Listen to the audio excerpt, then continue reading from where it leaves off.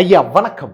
മാനനീയ പൂജനീയ രാജർഷിയായിട്ടുള്ള K Surendran G എയറിലേക്ക് പോയിരിക്കുകയാണ് സുഹൃത്തുക്കളെ. വീണ്ടും എയറിലേക്ക് പോയിരിക്കുകയാണ്. അതിന് അങ്ങേര് ഏറിയിൽ നിന്ന് താഴെ ഇറങ്ങി ശ്രീജിത്ത് പണിക്കർ അങ്ങേരെ തട്ടി തോളി കയറ്റി ചന്ദ്രനിലേക്ക് പറഞ്ഞു വിട്ടതാണല്ലോ. പക്ഷെ ചന്ദ്രനിൽ നിന്നും ചൊവ്വയിലേക്ക് സഞ്ചരിക്കാനുള്ള ദൗത്യത്തിലാണ് നമ്മുടെ കെ സുരേന്ദ്രൻ ജി എന്നാണ് ഇപ്പോൾ അറിയാനായിട്ട് സാധിക്കുന്നത്.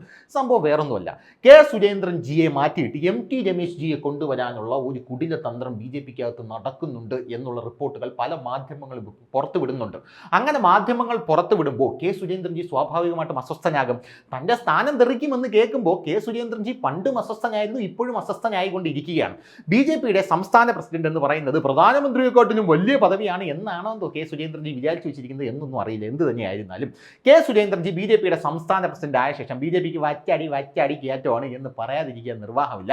കെ സുരേന്ദ്രൻ ജി വന്ന ശേഷം കഴിഞ്ഞ തെരഞ്ഞെടുപ്പിൽ, അതായത് 2019 തെരഞ്ഞെടുപ്പിലും 2021 പിണറായി സർക്കാരിന്റെ തെരഞ്ഞെടുപ്പിലും, അതായത് നിയമസഭാ തെരഞ്ഞെടുപ്പിലും BJPക്ക് ഒരു സീറ്റും കിട്ടിയില്ല എന്ന് നമ്മൾ മനസ്സിലാക്കേണ്ട ഒരു കാര്യമാണല്ലോ. അപ്പൊ ഇപ്പൊ സീറ്റ് കിട്ടിയില്ലേ എന്ന് ചോദിച്ചു കഴിഞ്ഞാൽ എല്ലാവരും പറയുന്നുണ്ട് സുരേന്ദ്രൻ ജിയുടെ കഴിവല്ല അതെന്ന്. എന്ത് ചെയ്യാൻ പറ്റും? തളരുത് രാമകുട്ടി, കഴിവില്ലാത്തവന് ലോകം അംഗീകരിക്കില്ല എന്ന് നമ്മുടെ പ്യാരി പറഞ്ഞതുപോലെ സുരേന്ദ്രൻ ജിക്ക് ഒരു കഴിവുമില്ല, ഇതൊക്കെ സുരേഷ് ഗോപിയുടെ കഴിവാണ് എന്നാണ് ഇവരൊക്കെ പറഞ്ഞുകൊണ്ടിരിക്കുന്നത്. സുരേഷ് ഗോപിയും രാജീവ് ചന്ദ്രശേഖരും നമ്മളൊരു ബെൽറ്റ് എന്ന് പറയുന്നത് പോലെ ഇവരൊരു ബെൽറ്റായി മാറുമെന്നാണ് പറയുന്നത്. നാന്, രാജീവ് ചന്ദ്രശേഖർ, പ്രകാശ് ജാവദേക്കർ, ഇതിൻ്റെ ഇടയിൽ സുരേന്ദ്രൻ ജിക്ക് യാതൊരുവിധ വിലയും കിട്ടൂല എന്നും BJPക്കകത്ത് തന്നെ ഒരു സംസാരമുണ്ട് കേട്ടോ. അത് സുരേന്ദ്രൻ ജി മനസ്സിലാക്കണം. പിന്നെ വേറൊരു കാര്യം സുരേന്ദ്രൻ ജി മനസ്സിലാക്കാനുള്ളത്, സുരേന്ദ്രൻ ജിയുടെ കൂടെ നിൽക്കുന്ന ആൾക്കാർ തന്നെ പലപ്പോഴും സുരേന്ദ്രൻ ജിയെ പേടിച്ചിട്ടാണ് പല കാര്യങ്ങളും ചെയ്യുന്നത് എന്ന് ജി മനസ്സിലാക്കണം. അതായത് ശ്രീജിത്ത് പണിക്കരുടെ വിഷയത്തിൽ സുരേന്ദ്രൻ ജി വലിയ രീതിയിൽ ശ്രീജിത്ത് പണിക്കരെ വിമർശിച്ചല്ലോ. അത് കഴിഞ്ഞ് ശ്രീജിത്ത് പണിക്കർ തിരിച്ചൊരു വിമർശനം നടത്തിയില്ലേ?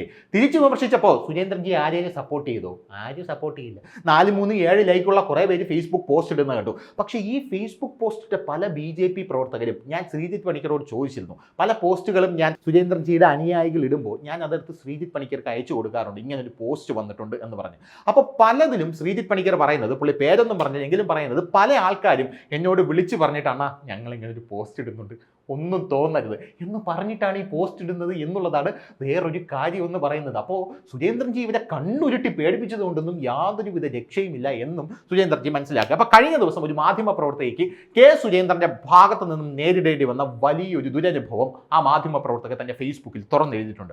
ആതിര സരസ്വത്ത് എന്ന് പറയുന്ന മാധ്യമ പ്രവർത്തകയെ സുരേന്ദ്രൻ ഗജ ഫ്രോഡ് എന്ന് വിളിച്ചു എന്നാണ് ആ മാധ്യമ പ്രവർത്തക സോഷ്യൽ മീഡിയയിലൂടെ ആരോപിക്കുന്നത്. ആ ഫേസ്ബുക്ക് പോസ്റ്റ് ഇത്തരത്തിലാണ്: കഴിഞ്ഞ കുറച്ച് ദിവസങ്ങൾക്ക് മുമ്പ് MT രമേശ് സംസ്ഥാന പ്രസിഡന്റ് ആകുമെന്ന വാർത്ത ഞാൻ നൽകിയിരുന്നു. അതിനെ തുടർന്ന് ചിലർ സംസ്ഥാന പ്രസിഡന്റ് കെ സുരേന്ദ്രൻ പറഞ്ഞിട്ട് വിളിക്കുകയാണ് എന്ന് പറഞ്ഞ് എന്നെ വിളിച്ചു. എന്തിനാണ് ആ വാർത്ത നൽകിയത് എന്ന് ചോദ്യം ചെയ്യുകയും ചെയ്തു. അത് കൊള്ളാമല്ലോ, ഒരാളൊരു വാർത്ത നൽകുകയാണ്.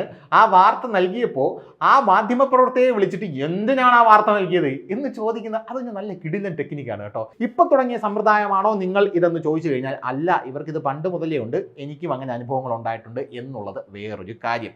പണ്ട് ഹിന്ദു മഹാസമ്മേളനത്തിൽ TG മോഹൻദാസിൻ്റെ ഒരു ബൈറ്റ് എടുത്ത് കൊടുത്തപ്പോൾ ഇവിടെയുള്ള പല പ്രമുഖന്മാരും വിളിച്ചിട്ട് അത് പിൻവലിക്കണം എന്ന് പറഞ്ഞ് എന്നെയും ഭീഷണിപ്പെടുത്തിയിട്ടുണ്ട്. എന്നിട്ട് അവന്മാർ അന്ന് നടത്തിയ ഒരു ഭീഷണി വലിയൊരു ഭീഷണിയാണ്. അതായത് നീ വീട്ടിൽ കിടന്നുറങ്ങൂലടാ എന്നാണ് അവന്മാർ ഭീഷണിപ്പെടുത്തിയത്. പിന്നെ ഞാൻ അത് ഈ കാര്യം കൂടെ കേട്ടിട്ട് മറ്റേ കാര്യം കൂടെ കളഞ്ഞുകൊണ്ട് പ്രശ്നമില്ല, ഫേസ്ബുക്ക് പോസ്റ്റ് ഒന്നും ഇടാൻ പോയില്ല. ഇന്നലെ BJP സംസ്ഥാന കാര്യാലയത്തിൽ കെ സുരേന്ദ്രൻ്റെ വാർത്താ സമ്മേളനത്തിൽ ചെന്നപ്പോൾ പുറത്തിരിക്കുകയായിരുന്ന എൻ്റെ അടുക്കലേക്ക് അദ്ദേഹം വരികയും നീ ആൾ ഗജ ഫ്രോഡ് ആണല്ലോ എന്ന് പറയുകയും ചെയ്തു. അദ്ദേഹത്തിനോട് എന്താ ചേട്ടാ അങ്ങനെ പറഞ്ഞത് എന്ന് ചോദിച്ചെങ്കിലും മറുപടി തന്നില്ല. വാർത്താ സമ്മേളനത്തിന് ശേഷം ഞാൻ എൻ്റെ കൂടെ ഉണ്ടായിരുന്ന സഹപ്രവർത്തകരോട് കാര്യം പറഞ്ഞു എന്നാണ് ആതിര സരസ്വത്ത് പറയുന്നത്. എനിക്കുണ്ടായ മാനസിക വിഷമത്തിൽ ഒപ്പം നിൽക്കാൻ അവർ തീരുമാനിക്കുകയും ഒരു മുതിർന്ന മാധ്യമ പ്രവർത്തകൻ എൻ്റെ ഒപ്പം വന്ന് കെ സുരേന്ദ്രനൊപ്പം നടക്കുന്ന സുവർണ പ്രസാദിനോട് വിഷയം അവതരിപ്പിക്കുകയും ചെയ്തു. ഈ കെ സുരേന്ദ്രനൊപ്പം നടക്കുന്ന ഒരു കേട്ടുവാണാലാണ് ഈ സുവർണ പ്രസാദ് എന്ന് പറയുന്നത്. എന്നോട് ഇങ്ങനെ കെ സുരേന്ദ്രൻ പറഞ്ഞു എന്നും ഇത് ശരിയായില്ല എന്നും അദ്ദേഹത്തോട് ഞാൻ പറഞ്ഞു. പക്ഷേ സുവർണ പ്രസാദും വളരെ മോശമായ രീതിയിലും കൈ ചൂണ്ടി ഭീഷണി സ്വരത്തിലുമാണ് പെരുമാറിയത് എന്ന ഗുരുതരമായിട്ടുള്ള ആരോപണമാണ് ആതിര സരസ്വത്ത് എന്ന് പറഞ്ഞ മാധ്യമ പ്രവർത്തക ഉന്നയിക്കുന്നത്. മാതൃകാപരമായി പെരുമാറേണ്ട നേതാക്കൾ ഇത്തരത്തിൽ പെരുമാറുമ്പോൾ എന്ത് സൂചനയാണ് അദ്ദേഹം ഇതിലൂടെ സമൂഹത്തിന് നൽകുന്നത്? ഞാൻ എൻ്റെ ജോലി ചെയ്തതിന് എന്നെ ശത്രുവാക്കി പ്രഖ്യാപിക്കുന്നത് എന്തിനാണ് എന്നും ആതിര സരസ്വത്ത് തൻ്റെ ഫേസ്ബുക്ക് പോസ്റ്റിലൂടെ ചോദിക്കുന്നുണ്ട്. അപ്പോൾ കെ സുരേന്ദ്രന് ഇളവി എന്നുള്ള കാര്യത്തിൽ യാതൊരുവിധ തർക്കമില്ല. അതായത് സുരേന്ദ്രന് പകരം MT രമേശ് വരും എന്ന വാർത്തകൾ പൊതുവേ ഇപ്പോൾ സമൂഹ മാധ്യമങ്ങളിലെല്ലാം പ്രചരിക്കുന്നുണ്ട്. അത് പല മാധ്യമങ്ങളും, ക്രെഡിബിൾ മാധ്യമങ്ങളും വാർത്തയായിട്ട് കൊടുക്കുന്നുണ്ട്. അത് BJPയിൽ സംഭവിക്കാൻ സാധ്യതയുള്ള ഒരു കാര്യം തന്നെയാണ് എന്നുള്ള കാര്യത്തിൽ വലിയ തർക്കമൊന്നുമില്ല എന്ന് നിങ്ങൾ മനസ്സിലാക്കിയിരിക്കുക. MT രമേശിന്റെ ഒരു പ്രത്യേകത എന്ന് പറഞ്ഞാൽ കെ സുരേന്ദ്രൻ എന്ന് പറയുന്ന ഒരു നേതാവ് BJPക്ക് യാതൊരുവിധ ഗുണവും ചെയ്തില്ല എന്ന് BJPക്കാർക്കിടയിൽ തന്നെ വലിയ രീതിയിൽ സംസാരമുണ്ട്. അപ്പോൾ അങ്ങനത്തെ ഒരു നേതാവ് അവിടെ ഇരിക്കുന്നിടത്തോളം കാലം കേരളത്തിൽ BJPക്ക് ഒരു വളർച്ചയും, അതായത് തുടർന്നുള്ള ഒരു വളർച്ചയും ഉണ്ടാകാൻ സാധ്യതയില്ല എന്ന് കണ്ടുകൊണ്ട് MT രമേശിനെ BJPയുടെ സംസ്ഥാന പ്രസിഡന്റാക്കി മാറ്റാനായിട്ട് ഒരുങ്ങുകയാണ് എന്നാണ് ഇവർ വാർത്ത കൊടുത്തുകൊണ്ടിരിക്കുന്നത്.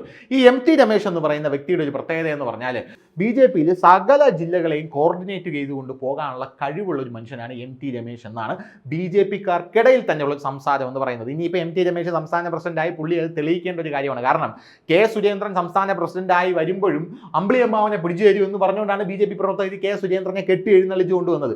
ഇന്നും എനിക്ക് ഓർമ്മയുണ്ട്, കെ സുരേന്ദ്രൻ വന്നിറങ്ങുമ്പോൾ, അതായത് റെയിൽവേ സ്റ്റേഷനിൽ വന്നിറങ്ങുമ്പോൾ വലിയ രീതിയിലുള്ള ആൾക്കൂട്ടമാണ് കെ സുരേന്ദ്രനെ സ്വീകരിക്കാനായിട്ട് നിന്നത്. കെ സുരേന്ദ്രനെ പ്രധാനമന്ത്രി നരേന്ദ്രമോദി അഭിസംബോധന ചെയ്തത് ബെഡാ ഫൈറ്റർ എന്ന് പറഞ്ഞുകൊണ്ടാണ്. അപ്പോൾ അത്രയ്ക്ക് പ്രതീക്ഷയോടുകൂടി കെ സുരേന്ദ്രൻ വന്നതിന് ശേഷമാണ് കെ സുരേന്ദ്രന്റെ തനി ഗുണം നാട്ടുകാർ മൊത്തം കണ്ടു തുടങ്ങിയത് എന്നുള്ളത് വേറൊരു കാര്യമാണ്. കെ സുരേന്ദ്രന്റെ പല മണ്ടത്തരങ്ങളും, കെ സുരേന്ദ്രന്റെ സ്വജന പക്ഷപാതവും, പല ഇരട്ടത്താപ്പുകളും നാട്ടുകാർ മൊത്തം കണ്ടുപിടിച്ചു.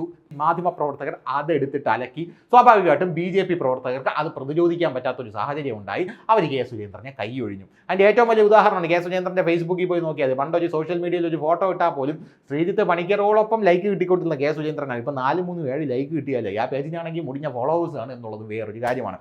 അപ്പോൾ അങ്ങനെ ഇരിക്കുന്ന സാഹചര്യത്തിൽ ശോഭാ സുരേന്ദ്രനും ഈ പ്രസിഡന്റ് സ്ഥാനത്തേക്ക് എത്തും എന്നുള്ള റിപ്പോർട്ടുകൾ വേറെ പല മാധ്യമങ്ങളും കൊടുത്തിട്ടുണ്ട്. പക്ഷേ ശോഭാ സുരേന്ദ്രൻ എത്തുന്ന കാര്യം സംശയമാണ് എന്നാണ് RSSലുള്ള പല ആൾക്കാരും പറഞ്ഞുകൊണ്ടിരിക്കുന്നത്, BJPക്കകത്തുള്ള പല ആൾക്കാരും പറഞ്ഞുകൊണ്ടിരിക്കുന്നത്. കാരണം ശോഭാ സുരേന്ദ്രനെ എത്രയും പെട്ടെന്ന് ഒതുക്കി MT രമേശിനെ കൊണ്ടുവരണം എന്നാണ് ഇവരുടെയൊക്കെ താല്പര്യം. കാരണം ശോഭാ സുരേന്ദ്രന് ഇവർ പറയുന്ന ഒരു കാര്യം എന്ന് പറയുന്നത്, ശോഭാ സുരേന്ദ്രൻ വളരെ നല്ല വ്യക്തിയാണ്, ശോഭാ സുരേന്ദ്രൻ ഒരു ക്രൗഡ് പുള്ളറാണ്, ശോഭാ സുരേന്ദ്രൻ BJP സംസ്ഥാന പ്രസിഡന്റ് ആയി കഴിഞ്ഞാൽ കേരളത്തിൽ വലിയ രീതിയിൽ അണ്ണാമലയൊക്കെ ഉണ്ടാക്കിയ പോലെ ഒരു ഓളം ഉണ്ടാക്കും എന്നുള്ള കാര്യത്തിൽ യാതൊരുവിധ തർക്കവും ഇല്ലെങ്കിലും ശോഭാ സുരേന്ദ്രന്റെ അടിത്തട്ടിലുള്ള പ്രവർത്തകരുമായിട്ടുള്ള ബന്ധം വളരെ കുറവാണ്. അല്ലെങ്കിൽ അടിത്തട്ടിൽ ഇറങ്ങി ശോഭാ സുരേന്ദ്രൻ പ്രവർത്തിക്കുമ്പോൾ വേറെ പല BJP ആൾക്കാരും, അതായത് നമ്മളെ പാലക്കാടുള്ള BJP അല്ലെങ്കിൽ വേറെ പല സ്ഥലങ്ങളിലുള്ള BJP, ഇവരുമായിട്ടൊക്കെ ശോഭാ സുരേന്ദ്രന് ഒരു ഉടക്കുണ്ട്.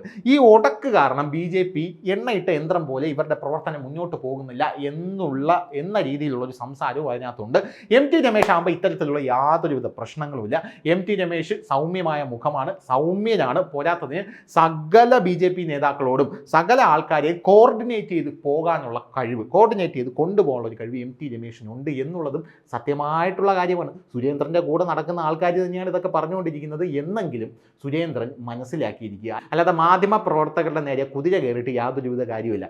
സുരേന്ദ്രൻ്റെ മുമ്പിൽ വന്നിട്ട് ചേട്ടാ എന്ന് ചിരിച്ചുകൊണ്ട് നിൽക്കുകയും അപ്പുറത്തെ മാധ്യമ പ്രവർത്തകരുടെ അടുത്ത് പോയിട്ട് MT എണ്ണൻ ആവും കേട്ടോ, സുരേന്ദ്രനും അതിപ്പോൾ തെറിക്കും എന്ന് പറയുന്ന ആൾക്കാരാണ് സുരേന്ദ്രൻ്റെ കൂടെ തന്നെ ഉള്ളത് എന്നും സുരേന്ദ്രൻ മനസ്സിലാക്കിയിരിക്കുക. അല്ലാതെ മാധ്യമപ്രവർത്തകരുടെ നേരെ കുതിര കയറിയിട്ട് യാതൊരുവിധ കാര്യവുമില്ല.